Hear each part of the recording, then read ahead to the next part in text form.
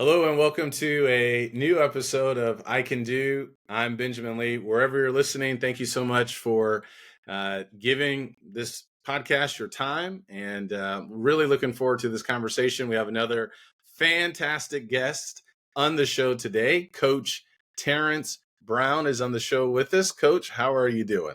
I appreciate your time, Ben. I'm doing well. I'm doing well. It's summertime, so it's vacation time, and Yeah. trying to get a chance to debrief before season gets into all the hecticness and just staying busy at all times. So just enjoying some of this downtime. Yeah, absolutely. Well, I really appreciate you being on the show. Should I call you Coach or Terrence, or how do you want to be referred to? Yeah, Terrence is fine. Yeah, All Terrence is fine. right. I feel like Okay. I feel like you call me coach. I feel like I'm talking to one of my players, or I'm talking to a recruit and I'm talking to their parents or whoever it may be. So Terrence is Yeah, that's right. Well, I'll tell you what, man. So Terrence is a defensive back coach at the University of Cal, and you've been there since 2022, and really impressive resume. I will tell you what, though, I'm 45. I have slowed down quite a bit, but I still do HIIT training and I work out, and you got me fired up. I wish I could say that I had a good history playing football in high school. I did not. I had a hard time putting the pads in my getting them situated in the pants and things like that in the 7th and 8th grade. I got hit in the throat one time in one of the games. I was like, I don't know if this is going to work. So I ended up being in the marching band, wishing I was out there playing football. But you got me fired up today. Well, you probably saved yourself from a decent amount. So you don't have to worry about trying to remember what you did yesterday compared Right. to Yeah, that's right. That's I right. have to do a decent amount of time. My wife gets so frustrated with me. She's like, "Man, you can't remember anything." I'm like, "Baby, I'm sorry. Try to my head, not to my heart." That's right.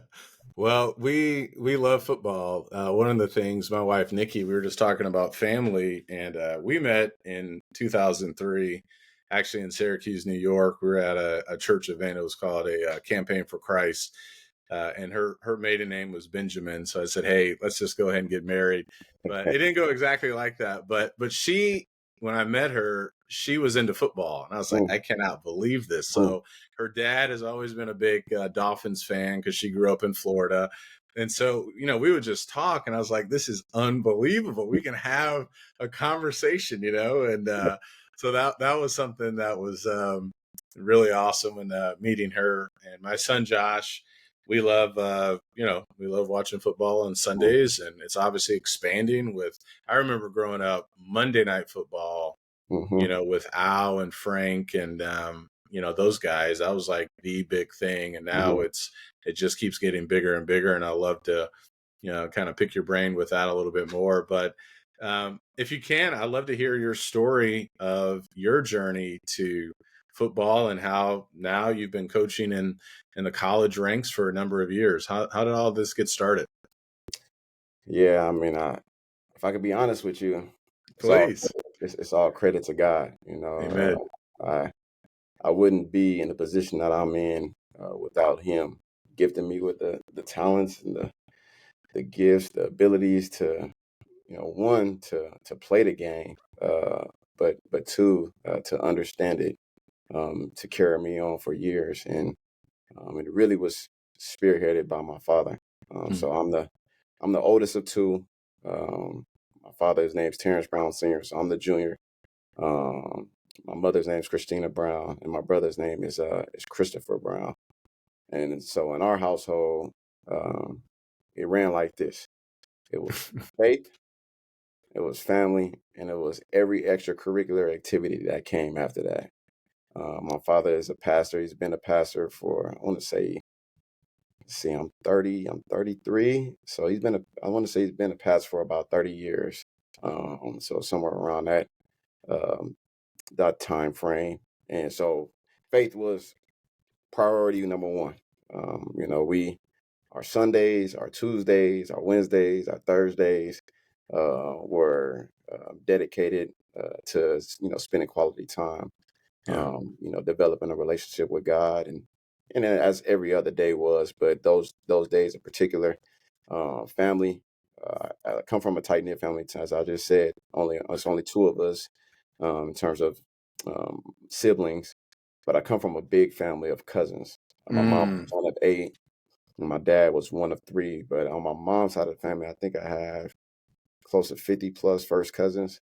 And so growing up, my friends, my teammates were my cousins. So from from football to track to baseball, that's where a lot of my time was spent at the church, Yeah. practice, and with my family. And so my dad, found out that I guess we're athletically gifted enough to do something. And football became natural, came easy. It was something that I did, um, you know, fairly easy, to be honest with you. I Mhm. understood the game, played multiple positions growing up, and actually was playing quarterback in Ooh. Pop Warner football after getting used to contact playing. My father started me playing on the offensive line, so I played tight end, Oh, tackle, nice. and I was one of the smaller guys on the team. But it was, with the intent of getting used to, the physical contact part of the game, because I didn't play flag football. I just went straight into tackle football at the age of 7. And Nice. so, and it was after, maybe a few years, happened to be, one of the better players on the team, and really committed to, I guess, mastering the craft of playing the game of football. So in the extra time when I wasn't, at choir rehearsal, when I wasn't, doing homework or working on a science fair project or whatever it may be, my extracurricular time, it was spent at the park, Nice. or in my grandmother's backyard, really working to master my craft at a young age. And this was before all these like personal trainers like started to come about, over the years. This was just literally homegrown teaching. And I had some family friends that had played football at a high level that would always provide me with little pointers and tips here and there. But it was, I would say, around 10, 11 years old where I came to understanding that like this is what I wanted to do. And I think that's where my mind shifted to, okay, how can I get an opportunity to further my education, right? And for free at that. My parents didn't go to college. They went to community college and they did 1 to 2 years, but they were raised to start working. And Mhm. so they started working after being 2 years in community college, and raising two fine young men. And that was their mission. Yeah. And so my intent was, okay, how am I going to get to school and have it be paid for and taken care of? And the only way that I knew how was to earn a scholarship. And so my parents made sure that I handled my business in the classroom, stayed on top of my academics, understood the work ethic in the classroom, submitted assignments on time. I was a bit of a procrastinator at times because I think some classes did come a bit easy to me as well. Mm. But Good. uh, and that really trampolined me into earning scholarship opportunities. Going into my junior year in high school, I think it was, yeah, going into my junior year in high school, started earning scholarship opportunities, and it was only a handful, but it was more than none. And that was a That's big right. thing. That was a big thing for me and for my family. I was fortunate enough to earn a scholarship and go on and further my education, graduate from Stanford University, Yeah. and to be first generation from Los Angeles, California, Compton, California, Nice. first generation to go to Stanford in my family was a big deal. Absolutely. It was a really big deal. Yeah. And I took that to heart, because I wanted to inspire those that followed after me to have the desire to do whatever it is they set their hearts to do, whatever that looked Mhm. like. I didn't want them to Mhm. be exactly like me, but I wanted them to see what was possible and what was attainable. And Yeah. so, played, graduated from Stanford, and I happened to be there during some pretty successful years. Yeah. Jim Harbaugh was my head coach my first 2 years, and then David That's Shaw. what I was gonna ask you. Yeah, Yeah, you were there. Yeah. So two great yeah, coaches there. yeah. And so, Before you move on, let me ask you a question because I really appreciate you sharing what you're sharing. For those who are listening, you said a lot of school and stuff came easy to you. What kind of sacrifices did you have to make to stay on your school, get into Stanford? obviously there's sacrifices in anything. I'm curious, what did that look like? Because I think that will help the audience as well. People sometimes just hear certain things and stories, Right. but there's a lot more, I'm sure, behind that of, okay, in order for you to get a full ride, what did you also have to miss out on? Right. Uh, I guess I don't necessarily look at it as missing out on, and I think that comes with just maturation over the years. If you would ask me this question at 24 years old, I probably told you I missed out on a lot. Mm, But I look at it more as I had the opportunity to invest my time in something that would allow for me to better my life, right? And so, in terms of sacrifice, um, the things that I probably um, missed out on. I didn't necessarily hang out with a lot of people like that. Like I didn't hang out with friends, on a regular Wednesday night, whatever it may be, or Saturday night, like Saturday night or a Friday night. I didn't, you know, go to parties, or I didn't spend a lot of time at the mall, or at the beach. Now, I'm not saying that I didn't do any of those things, but it was not at a high amount of times, I should say. Like it wasn't a large number in terms of those opportunities. For instance, like on Sundays, this is a prime example. On Sundays, we would go to Sunday school, mhm. go to 11 a.m. worship. After 11 a.m. worship, we would go get a quick lunch, and then we would go to the field around 2 o'clock, 2:30 in the afternoon on Sunday afternoon, and then we would be at the field till about 4 o'clock. And so, that's one example where, others may have went straight home, sat in their house, watched, TV, Sunday football, or, was hanging around in the neighborhood, riding their bikes, whatever it may be. Like that didn't exist for us. And so it was, it was a lot of just missing out on, um, opportunities that weren't beneficial for what it was that I was trying to accomplish. And so and you talk about sacrifice, that's what it may be. Uh Now my parents weren't strict by any means. Like my dad, obviously being a minister, um, and he had maybe have made his mistakes growing up. Like he, wanted to model what grace looked like. And so there were there were times where we may have made some poor decisions, and it was, obviously, train up a child in the way they should go. When they leave, they shall not depart. And Amen. he definitely, gave us tough love and things of that nature. But he wasn't strict, he wasn't overbearing. Like I didn't have, put it this way, when I was in high school, I didn't have a curriculum. I mean, what is it? Curfew? Curfew. I didn't have a curfew, right? I don't even know what it is. I never had it, right? I didn't have a curfew, but that's because I didn't necessarily do anything outside of Yeah. training or spending time with family. Yeah. And so that, if that answers your question in terms It of, does. Yeah. it was all more so, okay, what decision is going to benefit me in the long run? I love that. And I appreciate you sharing that. What decision is going to benefit us in the long run? Because you said, okay, you were thinking about this when you were 10 or 11. And I mentioned to you before we started hitting the record button, we're going through a book with our son, Seven Habits of Highly Effective Teens. And that's what it talks about. It talks about setting a goal. And this idea, I have a book here by Trevor Mawad.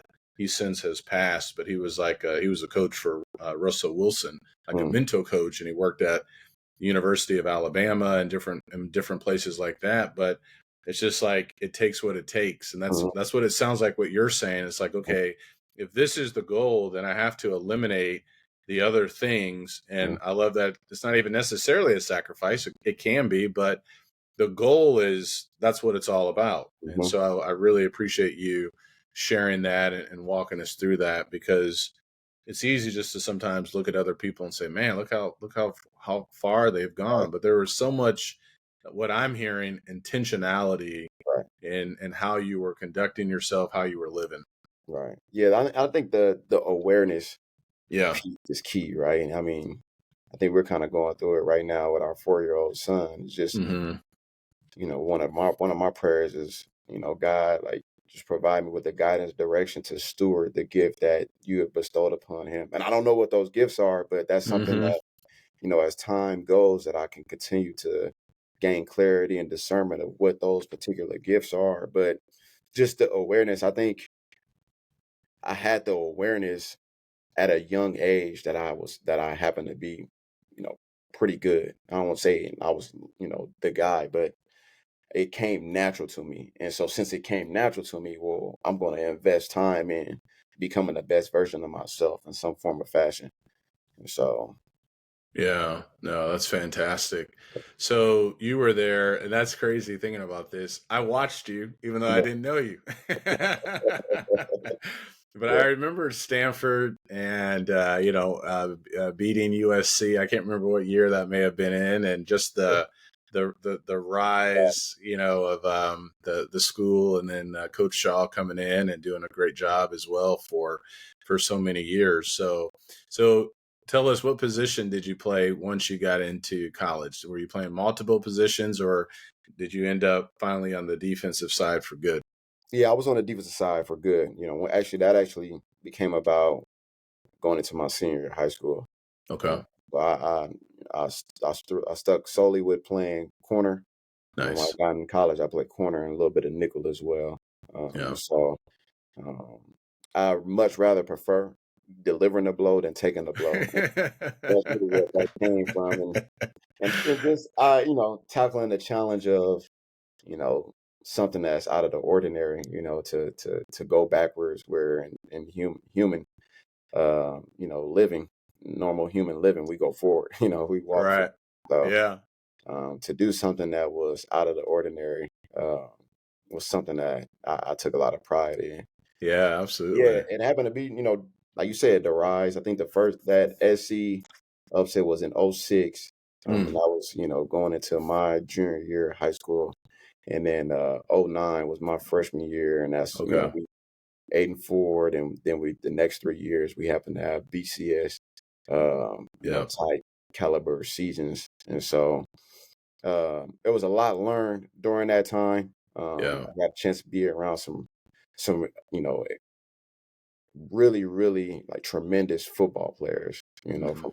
from Andrew Luck to, the Zach Ertz to, the Drew Terrells, the Levine Toilolos, the Stephon Taylor. Like there's so many names, Josh Garnett, like there's so many names that, I could list off, Richard Sherman, Doug Yeah, Ball. that's what I was thinking about. Right. Mhm. So I had the chance to, play alongside, all of those guys and really learn from some of the best coaches in the game of football, from Jim Harbaugh, the David Shaws, the Derek Masons, the Jason Tarvers, Yeah. it's again, it's just, the Tavita Pritchards. There's so many names that I was really fortunate to be around and to pick up on their intellect, pick up on their work ethic, their dedication, to see them how they operated around their families, and then it carried into who I am today. Obviously that's the rival school now. It's on the other side of the field. That's right. That's But right. I was extremely blessed to be around high level experts in Yeah. the game of football. So Yeah. Terrence, I don't know if everybody truly understands, at least this is what I think, just how tough football is. Obviously, it is physically, but mentally, like how big was the playbook in college, when you were playing? Because that's one of the things I'm just astounded with, just putting the playbook to memory, or when someone gets traded mid-season, mm, or now with college, the portal, yeah. a new person's coming in, a new player's coming in, they got to pick up a playbook. Will you walk us through that? That may be more personally for me, but I'm curious, how long did it take you, when you stepped foot there freshman year, to put all that to memory, and how long does that work? What does that look like today as a coach? Yeah, I mean, I was fortunate. that I was, like I said, I had been taught the game of football for a long time from my dad, and he had been around some high level, type experts in terms of the game of football. And so my football IQ was fairly high. Yeah. And so, from high school, like my defensive coordinator in high school, coach at the collegiate level. His name was his name is Thurman Moore, and he even still coaches high school football to this day. But playing in that system and playing in that scheme prepared me mentally to Mm. uh, to to understand like what the demands are to pick up, the playbook and the information to compartmentalize, the different cover schemes, language, try to word associate. I think that helped out a lot because when I got to college, my defensive coordinator was Ron Lynn, and Ron Lynn coached professionally for the LA Raiders back in the day.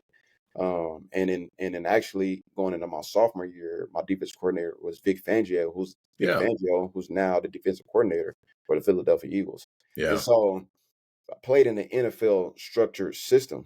And Hmm. so in terms of information, it was a lot of it. But Yeah. being able to, like, again, the association, the compartmentalization, the different buzzwords that, associated with one particular call compared to the next call is what allowed for me to um, pick up the information fairly quickly. Now, obviously, there was still some learning bumps and bruises that, I had to experience, throughout my time. But I think I think I had the upper hand on a lot of people in terms of my initial football IQ. Now, in terms of just information overload in general, even now, in terms of playbooks, coach's job is to make it simple, Right. right? Right. And so, if you have a good coach that can teach in a way that makes it, fairly easy to comprehend, I think that is what goes a long way. I think I have some really good coaches that were really good teachers, and I think that's something that I take pride in is being a good teacher to try to make it as simple as possible for our players to pick up information, to be able to digest it, and then not only be able to understand it, but to be able to apply it. Right. When there are 60,000 plus fans watching you in Yeah. critical moments of the game, right? And a lot of that comes with repetition. Just we find ways to get our guys up on the board and try to create some of that performance anxiety in front of the room. Give them a call and they have to draw their responsibilities. That was something that I had to do when I was a player. From simulation, walking through calls, just working on the communication, just so everybody understands what their responsibility is and they understand what everybody else is doing in that particular call. And then just the replication of game like reps and practice. And so all of that uh, accumulates to a young man being able to digest the information. Now, there are some freshmen you throw them out there, and first week or so, they still trying to figure it out. But I think, you know, take a lot of pride in trying to simplify it as much as possible. Yeah. The word association, the compartmentalization, I think gives the young men the best opportunity to learn the scheme in which they play in. Now, I think offense is a bit more complex, because they have different checks and adjustments and from call to call, and so Yeah. um, I can't necessarily speak for that side of the ball, but I do know on the side of the ball, that's what we try to do. Let me ask you one more, and I want to talk about the performance anxiety because I find that really fascinating. Do you remember any of those old plays? If so, can you rattle off one of them? Oh I yeah, don't I remember 'em like it was yesterday. give us a play so the audience can hear how detailed it is. So we had a quarter half coverage that we ran quite frequently when I played. And I don't remember the exact name of the call, but I remember like how when it was delivered, the signaling. like I can still see it to this day. And it basically was like, in football terms, it was a over front. So over front is where you have four down linemen. You have four down linemen, and they're shaded based on the guard and the nose tackle are shaded based off of whatever those front rules are. And I want to say this was set to the field, so the three tech would be to the field. The nose would be in the shade, which is like aligned over the guard on the other Okay. side of the center. And then you have your two outside linebackers. And then we had two off the ball linebackers. And then around them was the 5 DB. So we're playing quarters to the field. I see. And then to the boundary, we're playing cover two. And Yeah. so that was like one of our bread and butter calls. And I know that I made a decent amount of plays on that call. So you had to know what everybody was doing. I think when I got to when I started playing inside at the nickel position, that's when my football knowledge really started to like take another level, because essentially when you play at the nickel position, you're a DB and you're a linebacker at the same time. Right. And so you have to understand where your fit potentially could be based off of where this person is aligned. And then you also have to understand what your responsibilities are as it comes to coverage as well. And so that I'll say that's where like my knowledge of the defense as a whole took a jump. Now I'm a master at DB. I'm not a master at D-line play, and I'm not a master at inside linebacker play. But I have an understanding of how it all ties together. Gotcha. Yeah. No, I just find that amazing. So I got a couple of books here. I want to talk about college students, professional players, in front of 60, 70, 80,000 people. Everyone's watching it now with NFL and even college. It's going to be a crazy season this year. This was our first book, It Takes What It Takes, which is a really fascinating book. Now, this book, and this is going to lead to my question. This is the New England Patriots. It's better to be feared. So when you mentioned that about, handling that pressure, there's one play in the Super Bowl against the Seattle Seahawks. And I watched it, and I'll never forget it. It's the fourth quarter. The Seahawks are at the 2-yard line, and there's like, a minute left. And they could just hand the ball off to Marshawn Lynch and run it in. But they put the camera on Bill Belichick, and he just stood there. There's no panic, and he just stood there. And hearing more about it, it sounded like he understood that they were maybe a little bit confused about what they were going to do. And he said, I'm just going to ride it out, essentially. And I was like, that is unbelievable, because most of the time you take the time out at the 2-yard line. Right. So that's what I want to know in particular. And you've mentioned football is like the game of life, where there's a lot of pressure. And how do we stay in the moment? How do you stay in that moment? You're fired up, running onto the field. It's second quarter, third quarter, fourth quarter. How do you stay in the moment? How do you handle that pressure? Like, what are you doing? Is it a pregame? Is it something that you've created? Walk us through that. Yeah, I think it varies from person to person. Like I think just the natural nerves. I think sometimes those are a bit challenging to evade, but I think you can still focus into what it is, whatever your task is, right? And so I think for me, dating back to when I was a player, because I'm a high passion, high energy individual, and so like I have to settle down, before the storm. And so for me, on the morning of game day, one thing I always do is I always listen to gospel music. I always listen to gospel music because I try to center myself and be able to spend that time with God to like allow for my natural anxieties, my natural nerves to come to a still, to come to a peace.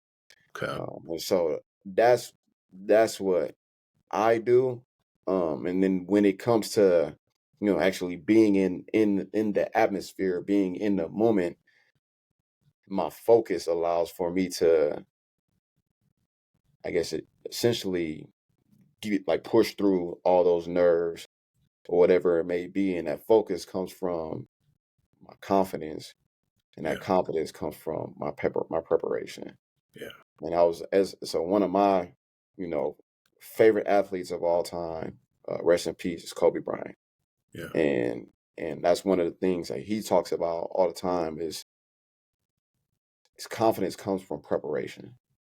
And so when I'm prepared, when I feel like I've prepared to the best of my ability, when I need to focus, all that anxiety, like it no longer exists.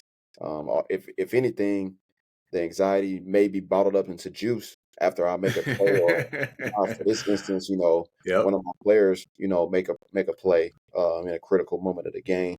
Yeah. Um, I would say that's what allows for me to be more grounded is, first and foremost, man, I gotta spend my time with my Lord and Savior, because That's that's right. what's gonna allow for me to just be where I need to be and be where my Yeah. feet are. And so Yeah. I think that's what I do, and it varies from, for some people. Some people like to ramp it up. Like that's how they ramp it up. That's how they get, that's how they take control over those nerves or those Mm, anxieties, right? That's how that fear no longer exists, right? yeah. And so I think it just varies from person to person. Yeah. No, I love that. I appreciate you sharing that. And I have a friend, he owns a public speaking company. And one of the things that he says is confidence is earned. Mm, And that's what you're saying, the preparation mm, that if you're I know Kobe Bryant watched a lot of game film too, just mm, listening to old interviews and things like that, just breaking down Kevin Durant and other players. And it was just fascinating to see.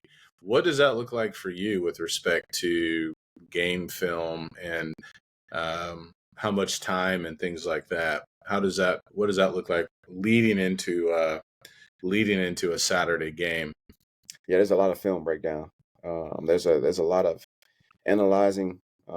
There's a lot of study that goes on to essentially know your opponent come game day.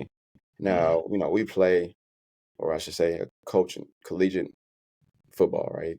College football. So from week to week, offensive coordinators, they do what they do best, and come up with different game plans. And so, what you gain from film study are tendencies. Um, you okay.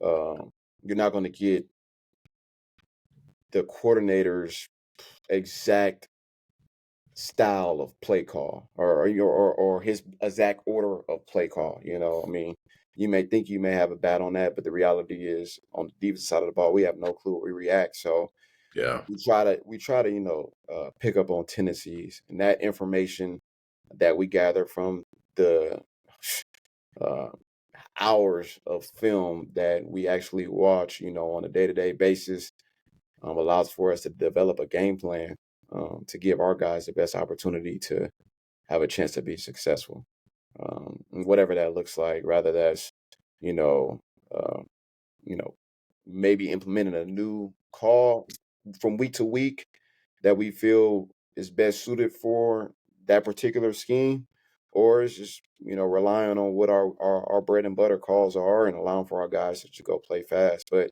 the amount of film that, we watch, I don't think you could put a time limit on it, to be honest with you. It's a lot of film. Um, it's, I jokingly say sometimes I think the film is watching me. But it's all with the intent of, all right, can we come up with the best plan for our guys to have a chance come Saturday? Yeah. And that's where, throughout the week, that's where we're, providing them with the information of, particular formation tendencies, or, situational tendencies, whatever is going to give them, somewhat of an advantage, um, from down to down, to have Yeah. a chance to defend their opponent. So there's a lot of, I mean, that the play you talked about with the Super Bowl, I mean, that you talked about with the Patriots and the Seahawks. Man, I remember watching a video following that play that Malcolm Butler had made. And in that video, they talk about how Malcolm Butler messed up He almost messed up in practice. every day in practice. Yeah, yeah. And you would be surprised how often that happens in Mm, football. That mm, happens a lot. It happens a lot, where a young man may just not be getting the culture points or may not be applying the coach points that you've given them in that particular moment. And in the game, because you've drilled it and simulated in many forms in the game, it comes to life and you're like, man, and that's one of the most rewarding things as a coach is to revisit that the yeah, next day, to pull that clip up and to mirror it with the exact practice clip or the drill clip yeah, that looked exactly like that particular play that they made. And so, and that came from a lot of, film watch. Malcolm Butler understood, yeah. based off of this formation, this situation, what route concept was going to come, and he jumped it. He And that's one jumped of those it. Yeah. most calculated risks that we as defensive players have to be willing to take. We can't play the game. We can't play the game safe all the time. We have to be willing to take risks. How do you balance that as a coach with respect to, okay, a player's not getting it, then to the biggest stage, at least for the Super Bowl, but every game in college is a big stage because you're trying to become bowl eligible and win your, division and conference and things like that. How how do you process that of, no, I'm gonna ride with this guy. I'm Mm, gonna leave him in. Um, any thoughts with that? I'm always curious, yeah, because you have a talent of evaluating talent and right, recruiting right. and so just is it just instinct? Is it just, no, I know he's going to figure this out? Walk us through Yeah. that. Well, I think what my shirt says right here, grace. I think that is the you talk about ingredient. That is the number one ingredient in regards to those situations. Is Okay. first and foremost, having played at this level, having played that position, having Yeah. made those mistakes, having, fixed those mistakes, I have an understanding of how my student athletes may feel um, in those moments. And so, first and foremost, like, although it's demanding and that they have a job to do and they've been recruited and they've been expected to do their job, um, they're still human at the same time. And so have to be able to model what grace looks like for them. And one, so they can give themselves grace. And so if I'm giving them grace in some form of fashion, they're gonna be like, all right, well, coach believes in me. Let me give myself grace and I'm gonna get over this hump. I just gotta keep listening to the coach point or find ways to uh be able to digest it quicker or easier. I mean, maybe it's me watching more tape. Maybe it's me coming to sit in with coach. Maybe it's me doing another rep after practice, right? And so I think the grace is the first ingredient in terms of, and that's the most important ingredient. Yeah. And then I think that's where we talk about with our players. Our job is to build confidence.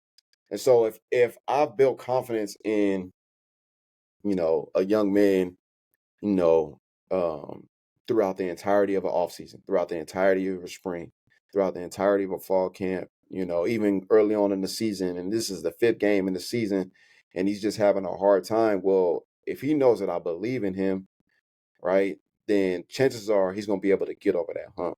Hmm.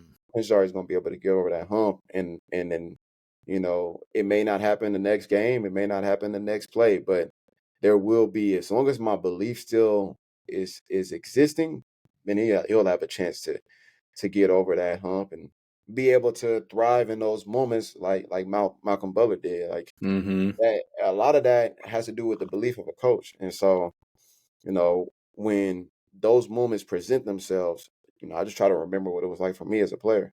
Yeah. I tell my guys all the time, man, I remember playing the Fiesta Bowl, and we're playing against Oklahoma State, Hmm. and it was a first. It was, and I want to say it was a second. It was a 2nd and 10. It was a passing down situation, and we were trying to get them. We were trying to get Oklahoma State behind the sticks a little bit, and so my coach calls cover zero. He calls cover zero. It's out in the middle of the field. I know the coaching points. I know I'm supposed to play with inside leverage. I know I'm not supposed to allow for a slant across my face, and I hesitated. Mm. And I hesitated just little 1 millisecond, and Justin Blackman got across my face, and the ball was Mm. thrown in the back pocket But when I come around, I transition. I come around and I try to knock the ball down. He's way stronger than I am, Yeah. so he catches the ball and he runs for a touchdown.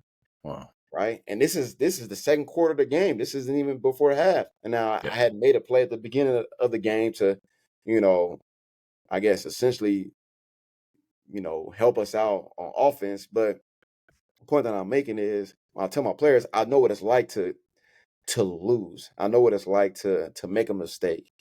And so if my coach had the belief in me to give me another opportunity after that play, I mean, I'm gonna believe in you. Now until you prove otherwise, right? That's one of the tough things as a coach is like you want to make sure you give the players the benefit of the doubt, but at the same time, like they have a job, I have a job, and we That's have to right. put the best product out there on the field to give the team the opportunity to be successful. So one thing we talk about all the time is standard over feelings.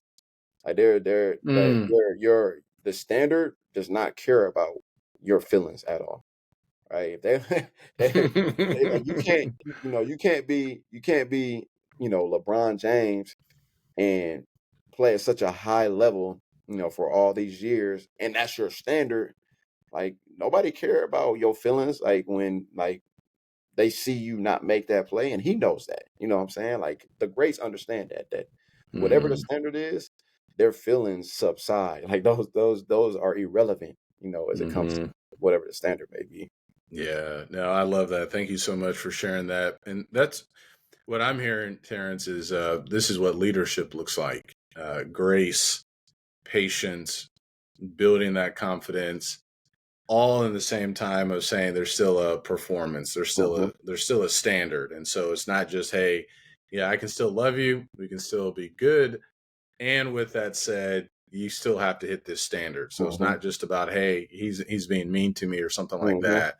And I think that's really good. I was watching a documentary about Celine Dion. I think it's called I Am Celine. It's on Prime Video. It was Yeah. tough, man. You get emotional. I got emotional watching it because she has stiff muscle syndrome, Mm, and so it affects her vocal cords and mm, her whole body. But the reason why I'm saying that is because you mentioned standard over feelings, and so when she went back into the studio to sing, you could just hear her listening, mm, and she's shaking her head no. She's like, no. She's like, no, no, that's not Celine. And so mhm, even the greats understand, no, that's not my standard. mhm, And it's frustrating once you start losing that, but mhm, there has to be that standard for mhm. sure. Yeah. Go back to 2012. So you're at Stanford. I believe that's when you're graduating. What happened next? And then how did you eventually decide I want to be a coach? Yeah. After I graduated, I signed undrafted with the Cincinnati Bengals, and I was there towards the tail end of fall camp, and so just before that last cut, that's when I was released, and then I was trying to make a roster in some form or fashion, doing different workouts, even tried the Canadian Football League workouts as well, and Uh, nothing ever really panned out for me in terms of the timing. And so that was really challenging because, I mean, my whole life I envisioned playing at the next level, playing in the NFL. And so I was able to attain that goal in terms of like, gaining that opportunity, but I didn't have the sustainable, I guess, career that, I desired, so to say. And so um, reality hit me hard. It hit me real hard. But then I was able to, I guess, in that moment, reflect on, okay, man, hey, you graduated from Stanford. Like life's not over. You can. Everyone said you graduate from a place like Stanford, man. There are plenty job opportunities waiting for you to just step in the door. And so I interviewed for a couple different corporate opportunities, and I even got offered the job, um, but it wasn't what I was passionate about, and that took some prayer, and that took some reflecting, and coming to realization like this isn't what I was purposed to do, and so stayed in prayer, and I was fortunate. one day to go watch. I was going to go watch my younger brother. He was playing at Cal Poly San Luis Obispo. He was a quarterback, and they were playing Fresno. They were playing New Mexico. Yeah, they were playing New Mexico. So my dad and I drove all the way out to New Mexico to go watch them play from LA. And I was watching that game, and towards the tail end of the game, it's like I had an epiphany. It's like, man, I miss being around the game. I had coached, volunteered at a high school. One of my old high school coaches was the head coach at the high school, so I was volunteering in the summer. I was doing this 7-on-7 coaching, and I was still around the game, and I was like, man, I miss it. Like, I just miss it. And then not only did I miss the game, I saw the impact that I was having on the lives of the young men that I was having the opportunity to volunteer, coach for. And so I was like, man, I can do this. Matter of fact, no, like, this is what I'm supposed to be doing. And so after the game, I told my brother's running back coach, I said, hey, Aristotle Thompson, he's one of my mentors. I mean, he's the godfather to my daughter. I told him, I was like, hey man, I was like, I wanna do this coach stuff. I think I can do it. And he was like, you sure? I was like, nah, I think so. Like, this is what I'm supposed to be doing. And then he was like, all right, stay by your phone. The next thing you know, towards the tail end of that season, I get a phone call from him saying, hey, uh, Keith Bonifa, who was the running backs coach at the University of Washington at the time, he's going to be out in this area. They may be looking for a defensive GA to come in after this season. Are you interested? I say, man, of course. Like, I would love the opportunity. He was like, okay, well, he's going to be out in the IE. Like, I'm going to give him your contact information so you guys can connect. And so Yeah. I connect with him while he's out on the road doing a little bit of recruiting. I connect with him. And he, doing a whole rundown, asking me questions, man, make sure like, this is what I want to do. And I interviewed for the linebacker defensive GA position. So it was a defensive GA position coaching the linebackers. Mind you, I play into the back end. So I Mhm. interviewed for that position, and uh and I interviewed with Chris Peterson, who was the head coach at the Mhm. time. I retired. Yeah. I interviewed with him, and at the conclusion of the interview, basically he was like, man, man, you're a great guy. I think you would do an amazing job. Um, However, this linebacker position, we want somebody that has a little more, linebacker experience. And but if our defensive back GA position becomes available, you will be one of the first ones we call, right? And so it was a bit disheartening at the time, but at the same time, it wasn't, because it was like, all right, there's still some hope. Right. And so I didn't get that position, and so I started off at Cal Poly San Luis Obispo in a restricted earnings position, Okay. as an assistant position coach, coaching the Yeah. corners. And the restricted earnings, a lot of people don't know this. Restricted earnings, you making, I mean, less than $20,000, right? Wow. And Yeah. so I started off with that, and so I got a spring in. I was coaching in the spring, Yeah.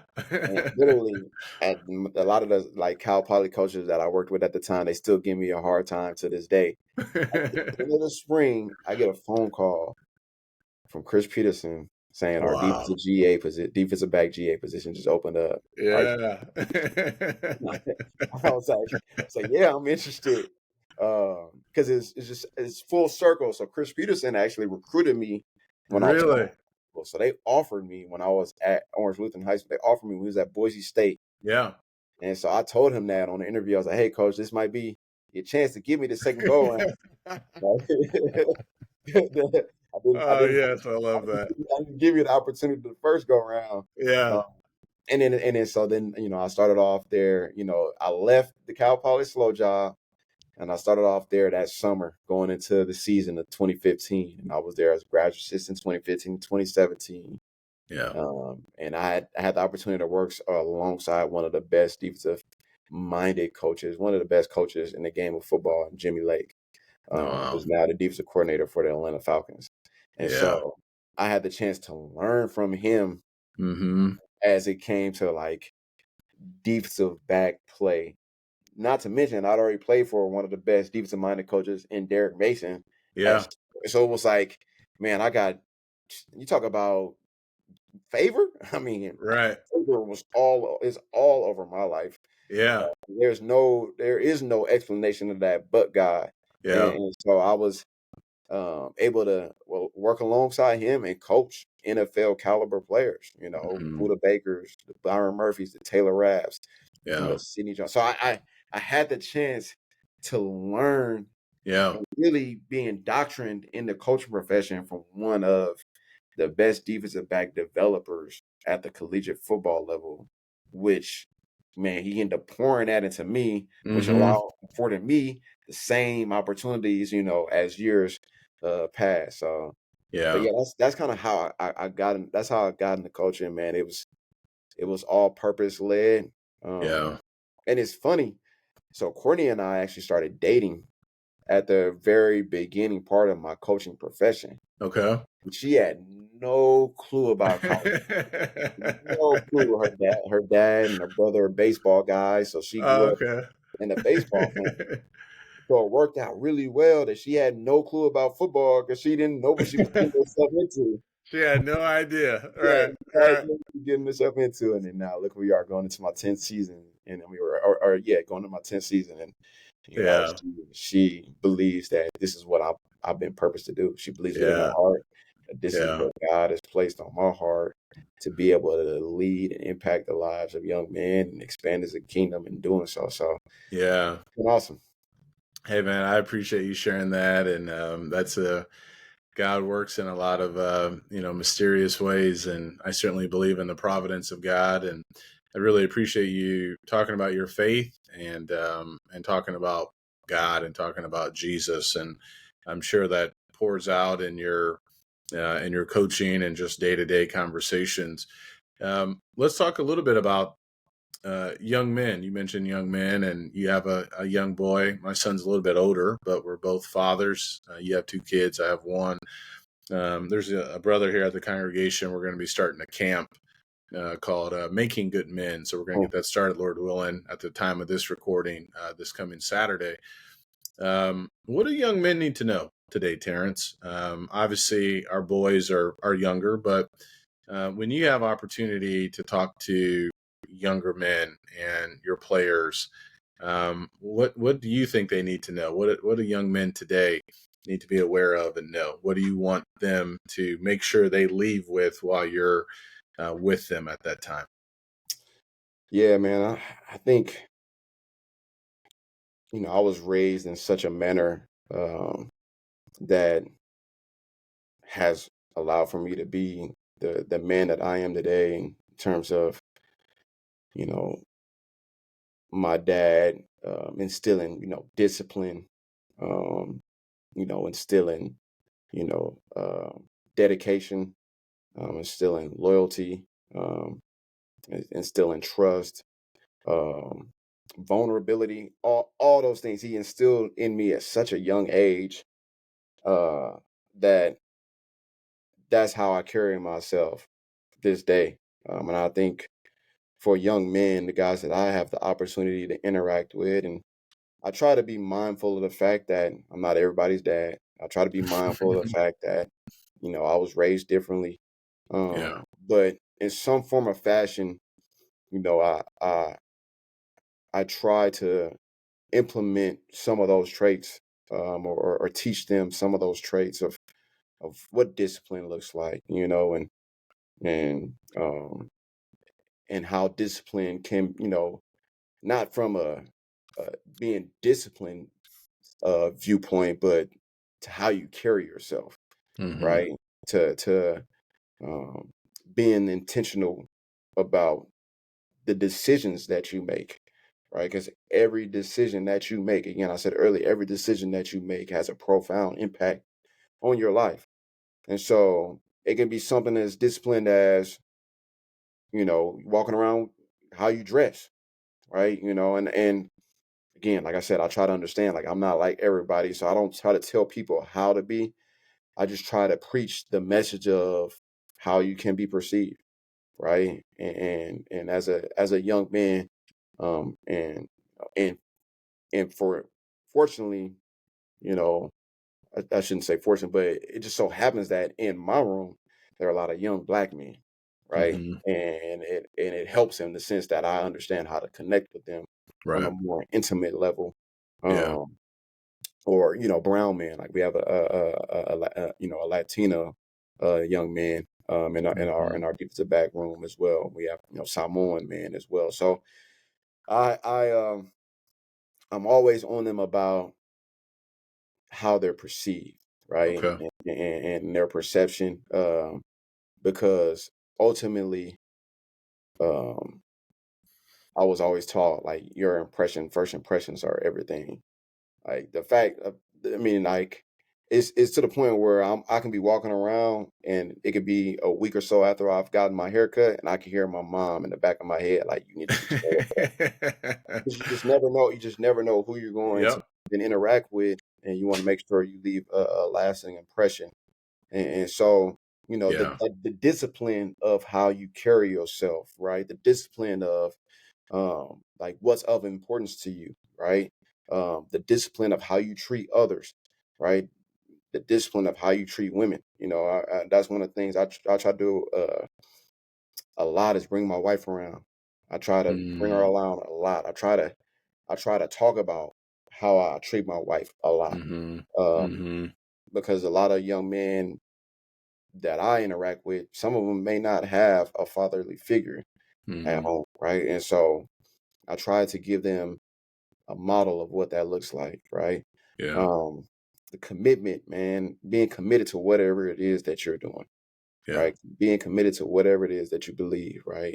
And I'm always we're always gonna try to sow a seed with my faith, any chance that I get, in some form or fashion.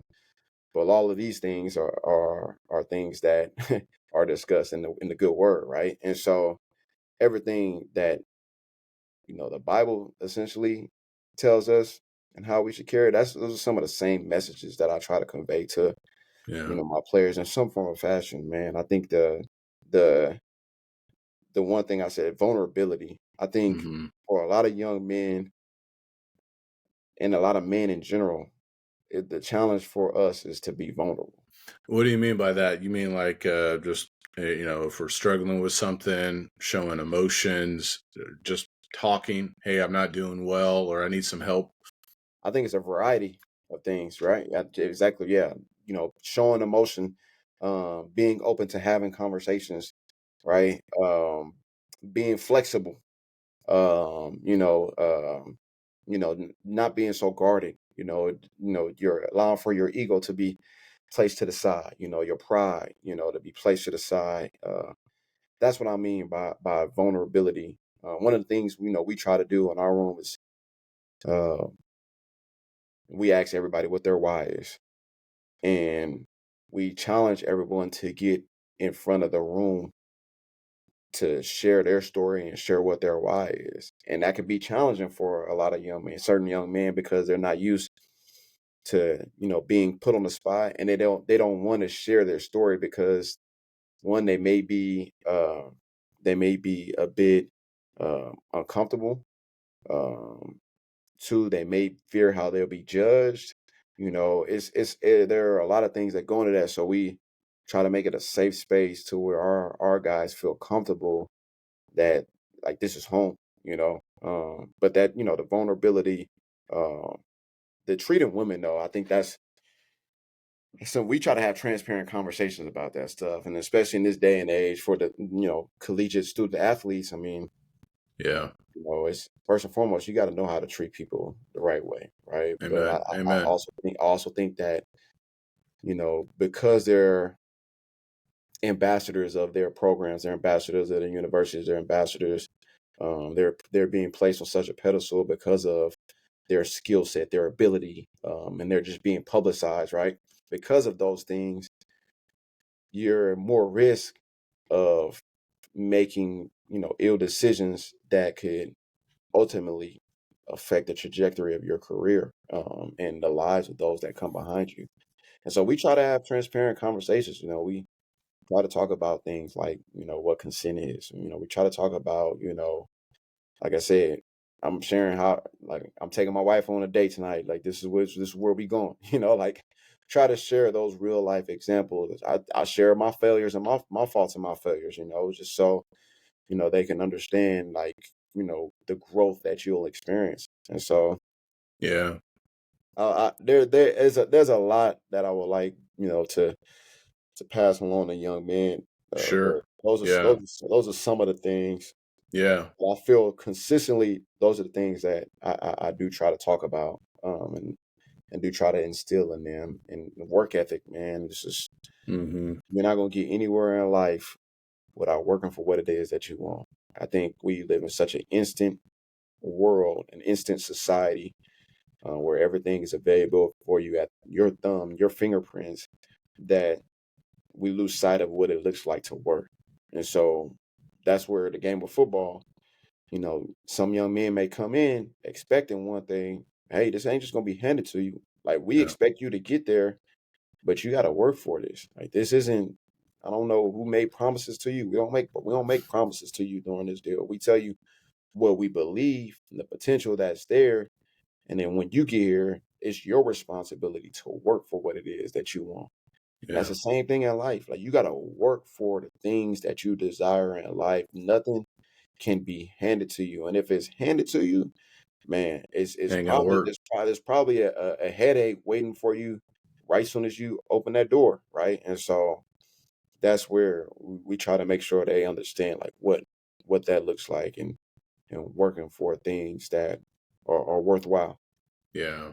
I really appreciate you sharing that, Terrence. And, that hit home with me because my dad wasn't around growing up, and he had a very challenging childhood, and he struggled with alcoholism, and he was more of the mean drunk, and Hmm. so saw a lot of things growing up with my mom being physically abused. And in the Old Testament and Kings and Chronicles, you have stories of fathers and sons, and sometimes the sons would replicate or repudiate. So that's what I like to tell people too.